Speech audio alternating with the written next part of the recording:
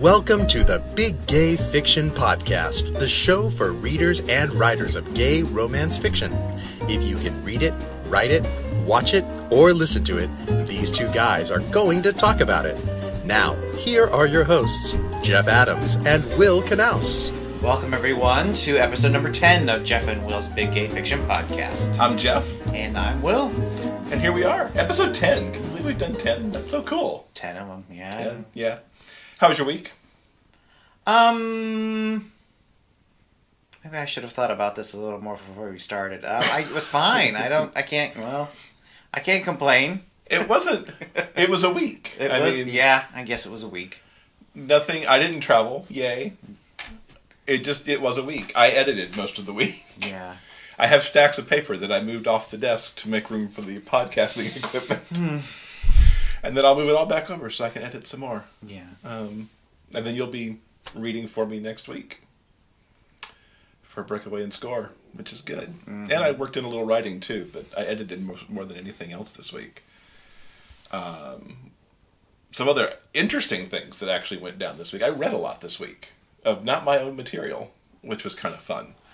Wanted to call out that I've read Adam Yang's Red Envelope, his holiday story, which actually focuses on the Lunar New Year, which isn't until February. So it's outside the normal realm of the holiday stories that are floating around out there that cover Thanksgiving, Christmas, New Year's, etc. This one's actually in the Lunar New Year. It was a delightful story. I can't wait to read more from him as he works on his future pieces. My review I'm going to link up to in the show notes so people can see it, and I highly recommend you pick up this short story from this brand new author because it was really good. Also want to mention this week another person who's been on the podcast with us. Wade Kelly has her book, No, Jocks Don't Date Guys, coming out today. It hits the virtual newsstand from Dreamspinner Press. I have a review that I'll link up to as well, and she's also stopping by jeffadamswrites.com on her blog tour. She's given away some cool stuff on the blog tour.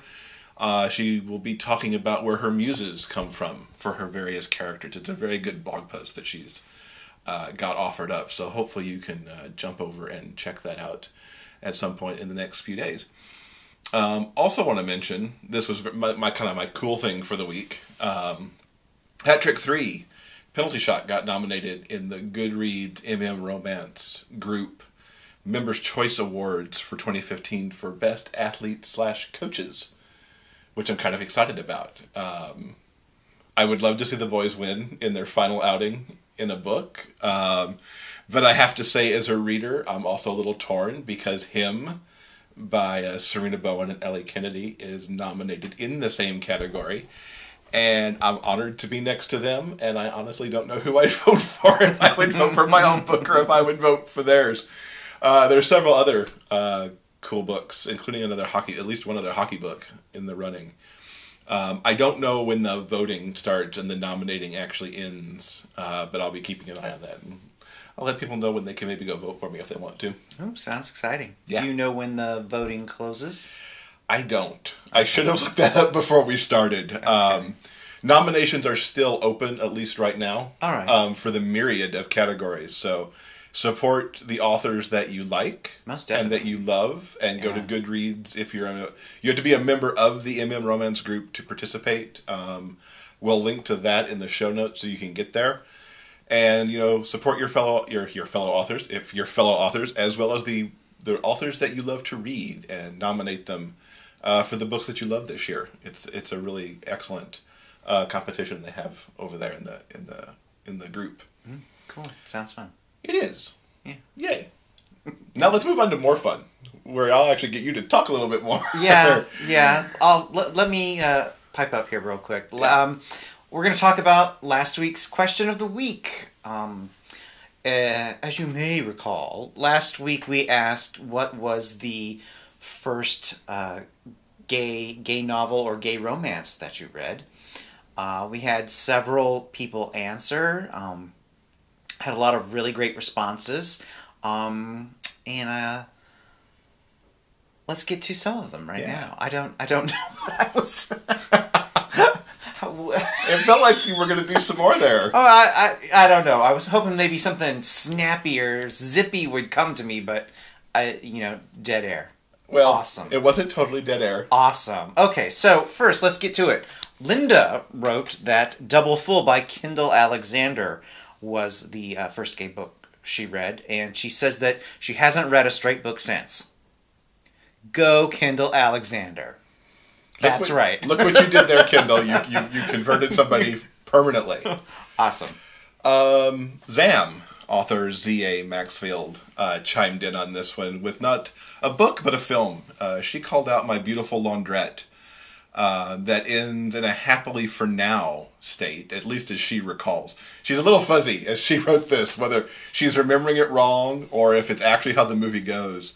But it was the first love story that she saw between men that she remembers not ending tragically, because of course that was a big thing. Anytime a gay character showed up somewhere, that it always ended badly for them for many years. She writes that she has never forgotten certain scenes in the film, even if she's imagining it, she says. And it's actually a movie that led to her taking up writing. One of the reasons that she writes, because she wanted to rewrite stories where the characters ended up apart. So she really wanted to get into the writing to make some happily ever afters for men, which was great. Anna mentioned that Handyman by Claire Thompson was her first book. Funnily enough, she says, it turns out that coming out late in life is one of my absolute favorite tropes in the genre, and I wonder if I am biased due to the first book I read. I enjoyed that book a lot. It's really good, and if you like late bloomer stories, check that one out, Handyman by Claire Thompson. It's good. Kathleen says that her interest in MM romance started in a male-female-male romance series that included a male-male-female story. She was intrigued, even though she doesn't remember what that story was, but she knows it was sometime in late 2010. And one of her earliest reads after that was Fatal Shadows, part of the AE Mystery series by Josh Lanyon. And she loved it, and the entire series is something that she loved. And the real effect for her was a development of caring for the LGBT community in real life. And it has continued to grow over the years, with her remaining a staunch supporter of the community. I love that story. We saw a couple of these come in the comments, where catching on to a male-male romance actually translated to some real-life support for the community, which is awesome. So it's great to see the genre authors have that kind of impact on people. Yeah, indeed. Ken mentioned that his first book was The Lord Won't Mind by Gordon Merrick. Yay! This is one of the books that I forgot to mention last week when Jeff and I answered this particular question. The Peter and Charlie trilogy, of which The Lord Won't Mind is the first book. Really great series. Lord Won't Mind is a great book. Highly recommended if you're interested in delving into some classic gay lit with really kind of... We could probably do an entire series of shows on the books of Gordon Merrick. Yeah. They're kind of... They're soapy and like turgid and just... They're the best stuff ever. Yes.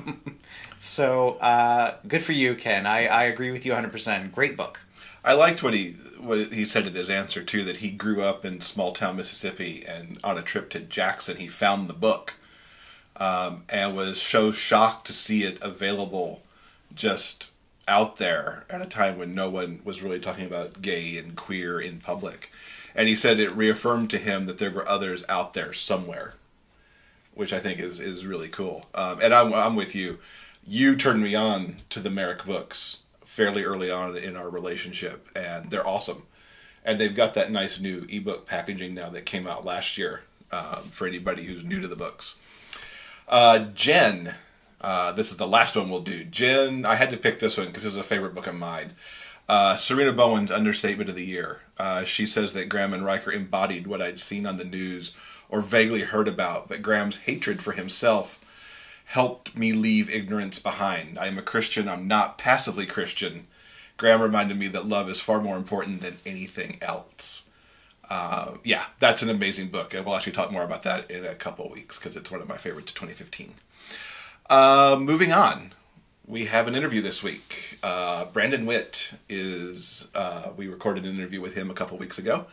I have recently read When the Stars Fall, as well as his just released Christmas story called Christmas Miracles of a Recently Fallen Spruce, which we talk a lot about in this, along with some other great topics, including what's up for him in 2016. So let's talk to Brandon. Welcome, Brandon, to the podcast. Thanks for being here. Yeah, thanks for having me. I'm excited and a little nervous, but it'll be fun. Yeah, don't be nervous. You're surrounded by Christmas sparkle back there. You'll be fine. That's very true. So for those who may not know you and your work, tell us a little bit about yourself. Oh, you'd think I'd be prepared for that question. So the long story short is I have been a special ed teacher for the past 15 years and just quit teaching this last school year, so last May, and moved into writing full-time. That doesn't mean I'm getting paid anything for it yet, which means things are a little scary at the moment. But I've got 5 books published so far with Dream Spinner, and then next year we have 4 slated to come out, so things should start rolling here pretty quickly. So that's exciting. Yeah. And you've got your Christmas story coming up that'll already be out by the time this airs, called Christmas Miracles of a Recently Fallen Spruce, which I think is an awesome title.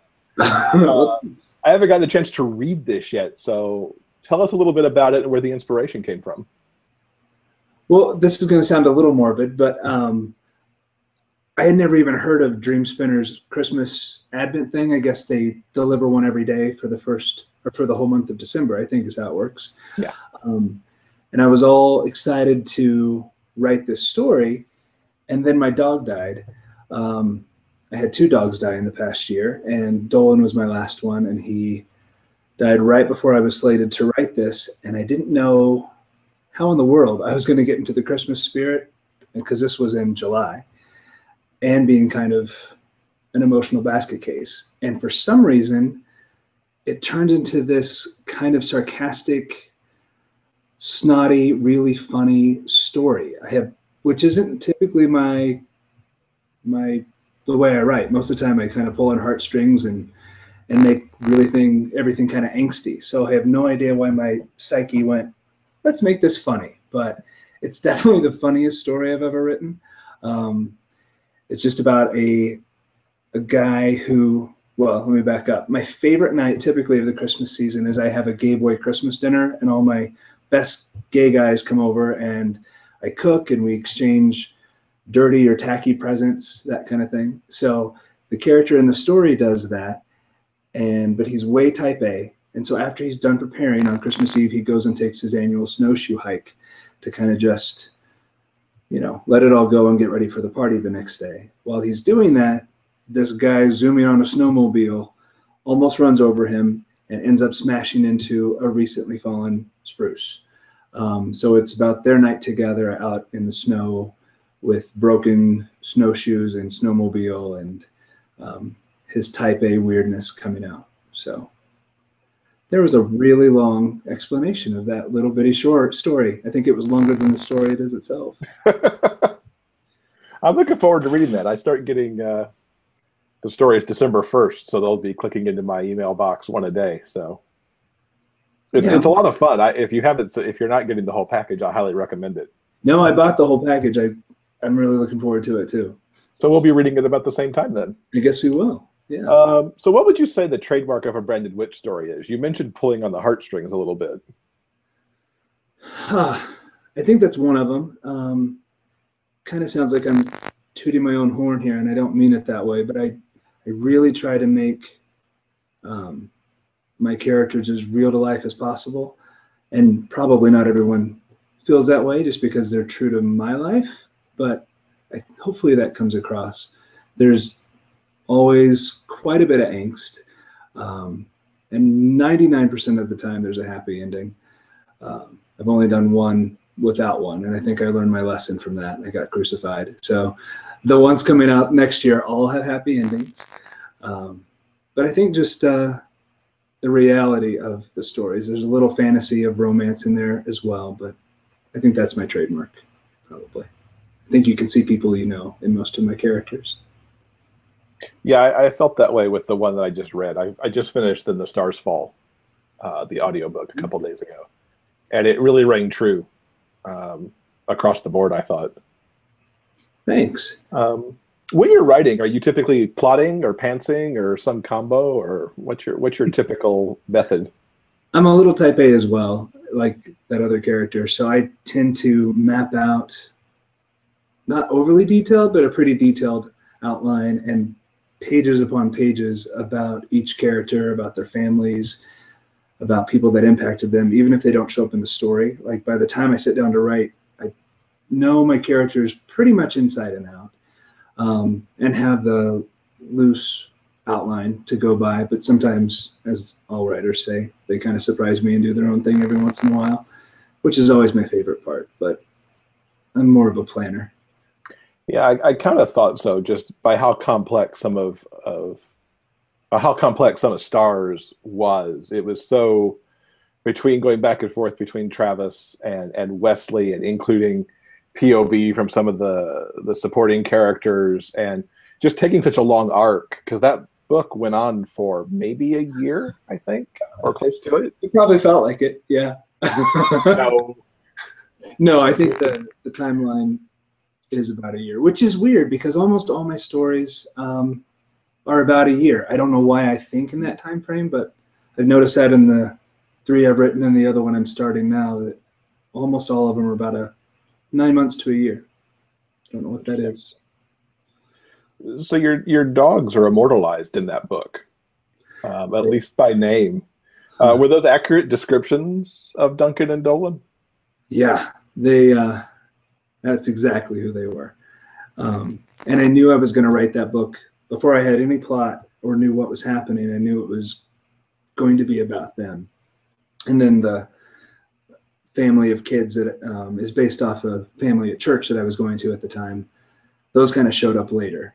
But it was all going to be about Duncan and Dolan. So that was a real blessing to get that finished, because I lost both of the boys after that. So I'm really glad immortalized was a good word. So I'm glad that's there. I feel like people that like the book have gotten to know my dogs. That's kind of nice. Even more so now that I actually know that, because I found that in your bio, I think on Amazon, that those were your dogs. And so I'm like, wow, if they're really like that, that's pretty awesome. No, they really were. Duncan was always serious and right by my side, and Dolan was sweet and about the dumbest thing you ever saw. Literally, we would go on walks and he would be so excited just to be walking. He'd be staring back at me the whole time and would run into walls. That happened many times. So actually, a lot of the animals in that story were true, because I grew up in Missouri where that story is based. So like the buffalo were my grandpa's buffalo. His favorite one was named Jared. I had chickens and cows. So I don't think there was a fake animal in that book. So that's pretty cool. And I liked your inclusion of religion, because that doesn't happen in, I think, the way that you presented it in too much of our fiction.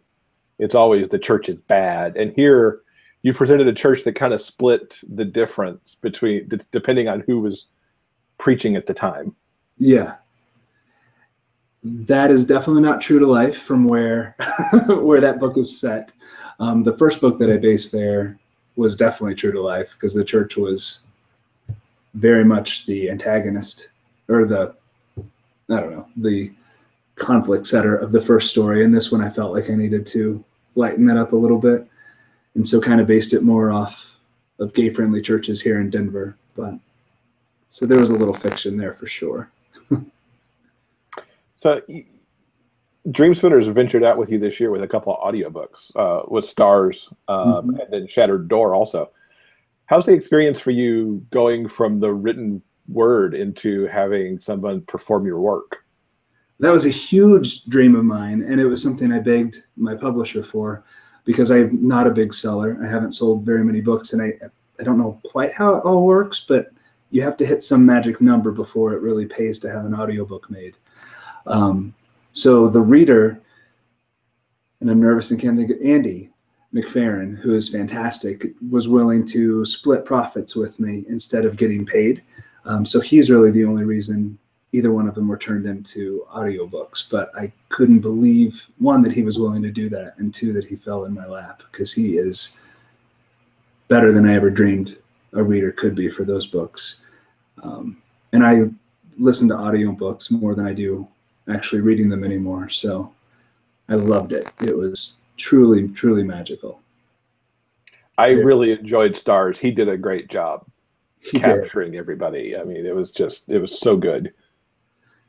Yeah, all the stories he had done before that were zombie stories, I believe. So I wasn't sure if I was like, I don't know how you're going to pull this off. No one's eating anybody, but he did fantastic. That's quite the jump from zombie stories to that. He's done a few others, but most of them are a zombie series. So he's good. You mentioned 2016 a little bit, and you've got 4 coming out. And I saw on your site that you've got, it looks like 3 coming out just in the first half of the year alone. Tell us a little bit about what we've got to expect. Well, in January, you've got, I even wrote them down because I knew you were going to ask and I'd forget the names. The Imperfection of Swans, which a lot of people have seen the cover for already because it was a picture of my best friend that I took a few years ago. And in real life, he's a very high power corporate kind of personality, but also has struggled with an eating disorder while dreaming of opening a bridal shop, believe it or not. So he gave me permission to use all of those real life details and then kind of just go fiction the rest of the way. So it's about this man opening his bridal shop, falling in love. It all happens in Boston. And then at the same time coming to terms with an eating disorder. And despite how angsty that sounds, there's quite a bit of hope and humor in that story. And then March or April, I think, Under a Sky of Ash comes out, and I have yet to figure out how to describe that book without giving it all away. So I'm not really sure how I'm going to ask people to buy it and not be able to tell them anything. But there's several twists in that story.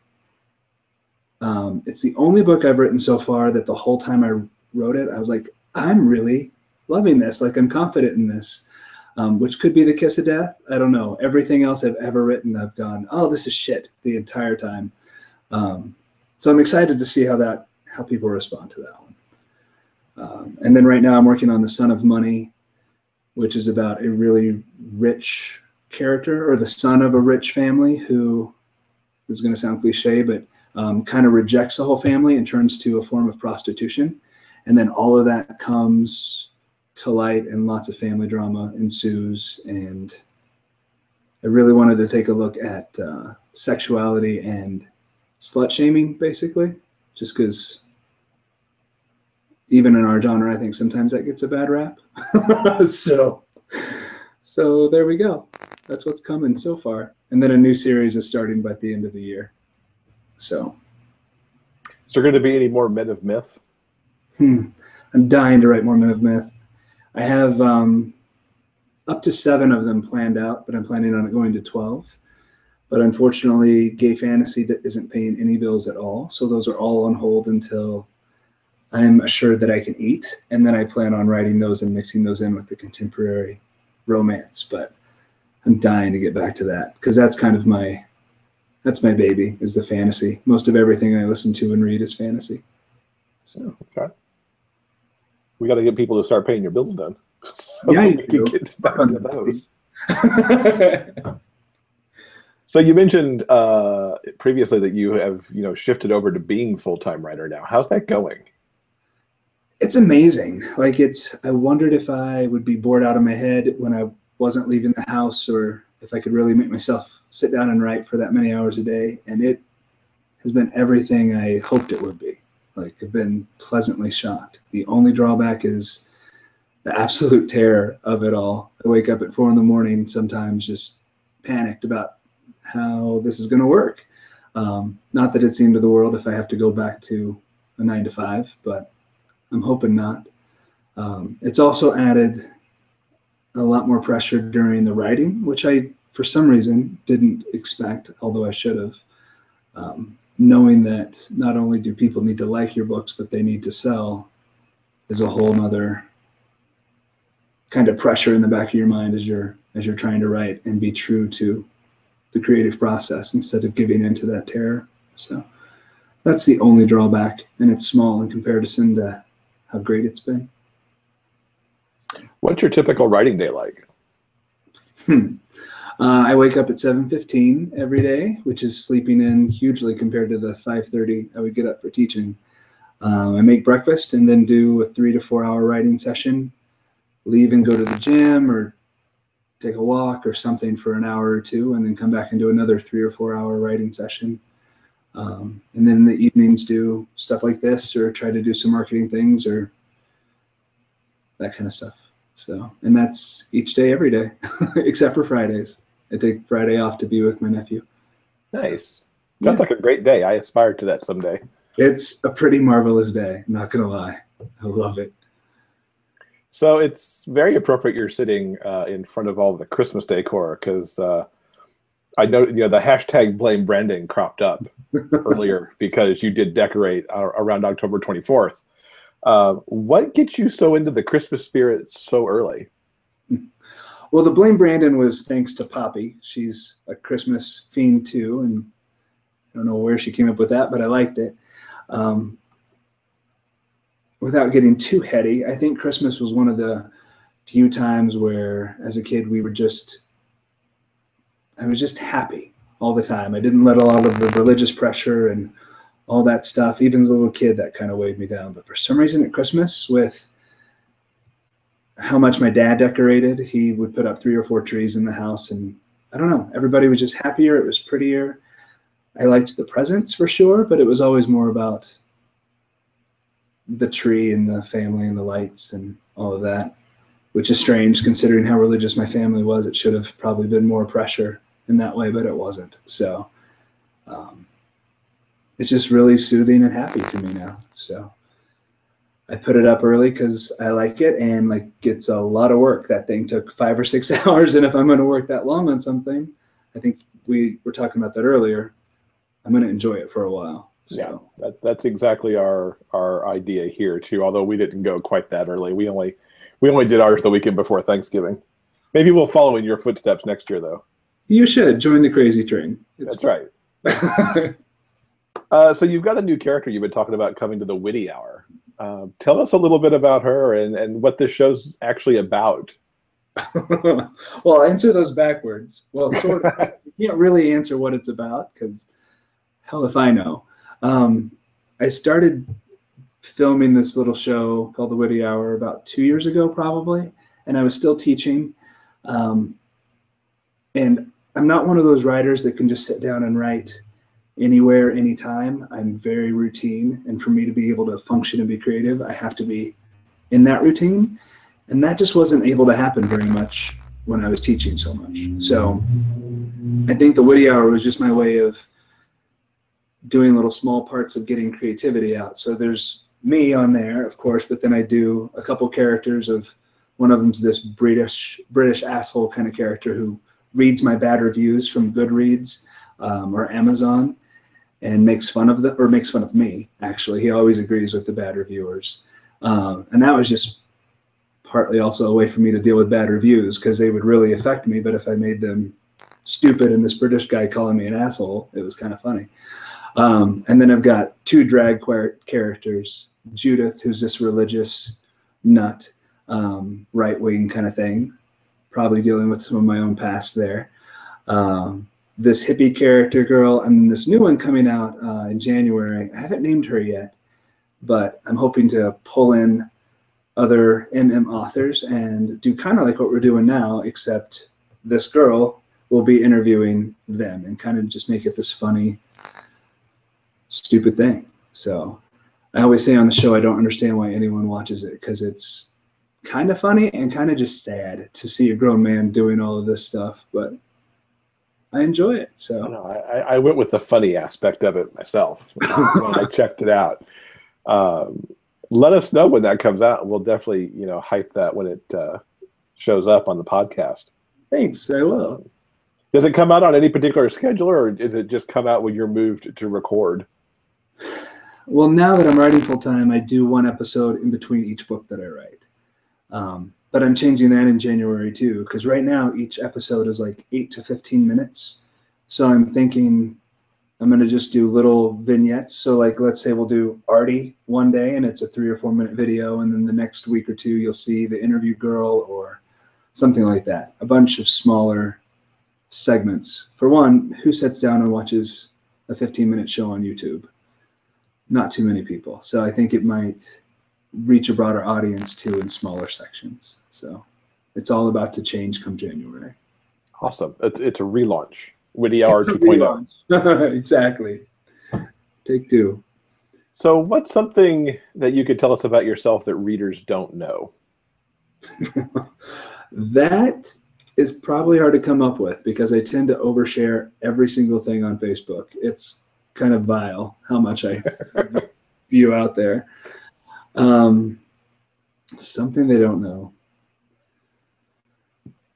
I think, speaking of Facebook, I took a Facebook quiz or whatever today. How bitchy are you? Yeah, and I got 100% bitchy, which a couple of readers then posted, no, you're not. You're totally sweet and lovely, and that's because they've met me at GRL, and I'm definitely a Gemini. I have the very sweet side to me, and then I'm 100% bitch other times. So maybe that part that I'm a little bit... why do I want to share that I'm a horrible, bitchy person? But I guess that's it. Surprise. I was surprised when I saw that. I'm like, that's not who I sat next to for 3 hours. I think only in rare occasions. I pick my battles. It's only in moderation. But when I do, they're there.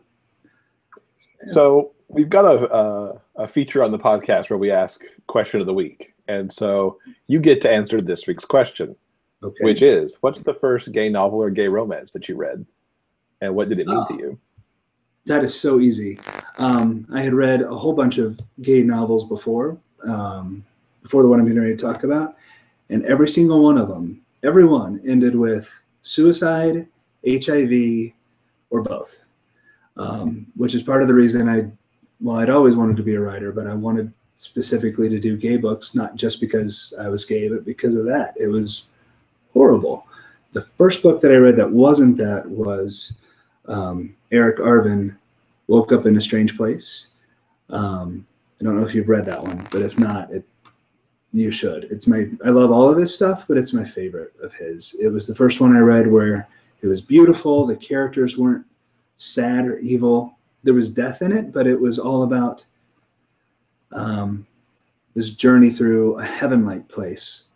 And it was just lovely, absolutely lovely. And it made me contact Eric and just say, I loved your book.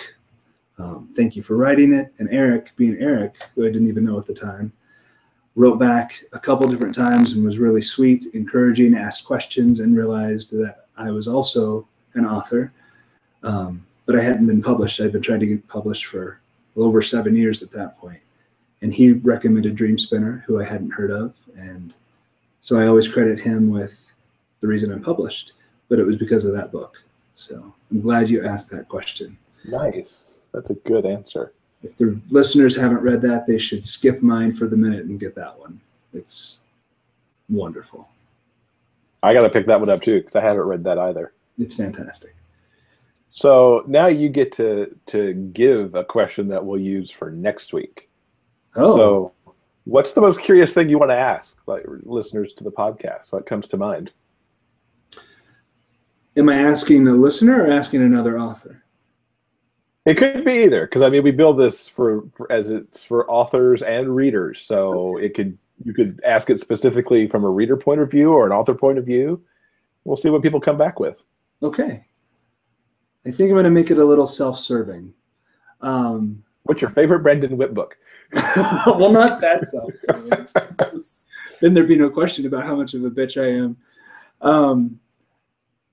There's so many subgenres already in the MM world, but what's a story that you want to read that you haven't heard yet, either through this really weird character or a completely different setting that no one's thought of? So that's my question. What's the new thing that you're looking for that you haven't been satiated with yet, maybe? However you, I'll trust you, Jeff. That's interesting. And we'll see if it comes to be something besides shifters and paranormal, maybe. What Yeah. comes after that? What comes after? Right. I mean, surely someone out there is like, why hasn't someone written this book? Well, what's that book? So, Then we'll all scramble over it trying to get it written. exactly. Really find out who the bitches are. So what's the best way with people to connect with you? Facebook, easily. I don't understand Twitter very much, so probably Facebook. And I also have an email account on my website that links to my Gmail, so that's pretty easy too. I know Facebook sometimes goes to that other folder, which I forget about. Yeah. But yeah. I hear they're getting rid of that soon. You on your author page, I don't know if it goes to that. I think that's safe. So. We'll link up to all this stuff in the show notes for episode 10. Is there anything else you want to tell people?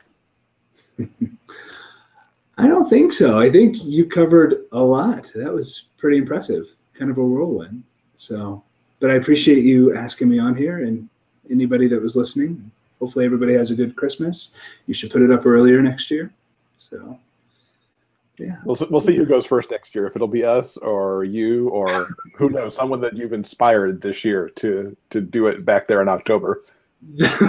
We'll see. Maybe around 4th of July, someone will start putting it up. Oh my goodness. That would be way too early because it's way too warm at that point. That is true. I won't disagree with you there at all. All right. Well, Brandon, thanks so much for being with us. Yeah, thanks for having me, Jeff. I greatly appreciate it. It was a lot of fun. That was a great interview with Brandon. I enjoyed talking to him. And something that's come up since we recorded that interview on Friday of this past week, Brandon opened up an interesting offer to his fans. As you may know, author Eric Arvin has a GoFundMe campaign in progress to help him afford a quad. I think it's called a quadrizer. Quadricizer. Quadricizer. He's much better saying that than I am. A quadricizer, which will help him with his physical therapy and movement exercises to prevent muscle atrophy since he is paralyzed from the neck down. Brandon extended an offer to anyone who donates $1,000 or more to this campaign that Brandon will write them into one of his books or short stories. Either in a novel it'll be for a supporting character, or in a short story it could even be the primary character. The full details of this are on his Facebook page, and we link to that in the show notes. We link it to Eric's GoFundMe page. It's a great cause that many authors and readers in this genre are supporting, including us. We've made our own donation to it.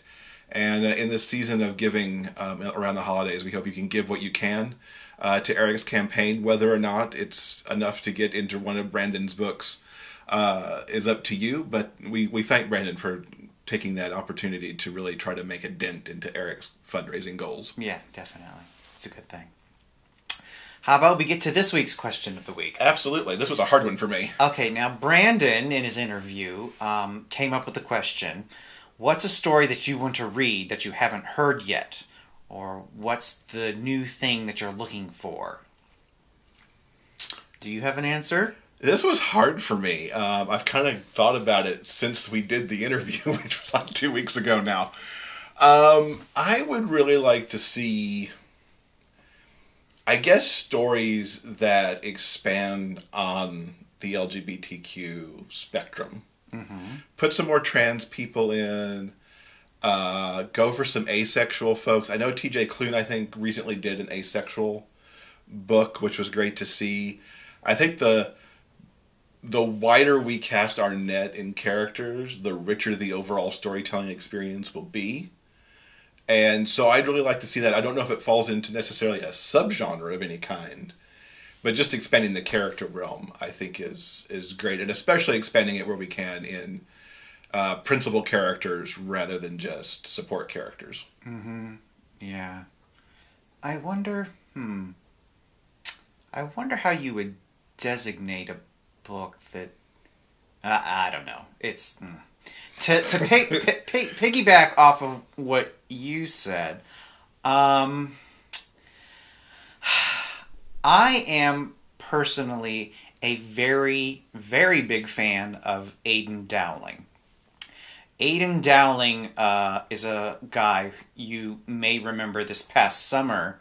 He kind of blew up all over the internet. First, he took a a photo appeared online of him recreating a racy Adam Levine picture, and that was kind of everywhere for a while. And then he was I believe he was at the top of the list of the Men's Health cover model contest. He got more votes than like the rest of the top 5 combined, or something insane like that. So yeah, I would be interested in reading gay trans man fiction, because I think trans men are crazy hot. Yeah, I would agree with that. Now, though gay trans men are rare, they do exist. Mm-hmm. They're kind of like special magical unicorns, but yeah, I think that would be very interesting. I would be interested in reading something like that. All right. Yeah. So what's it for you guys out in the listening audience? You can tell us your answer in a number of ways. You could tweet us at Big Gay Fiction. Leave a comment on this episode's Facebook page at facebook.com/BigGayFictionPodcast. You can also leave it in the comments for this episode on YouTube or on the website at BigGayFictionPodcast.com. And of course, you can email it to us at jeffandwill@BigGayFictionPodcast.com. And of course, while you're writing, feel free to suggest a future question to us as well, because those are always fun to get. Yes.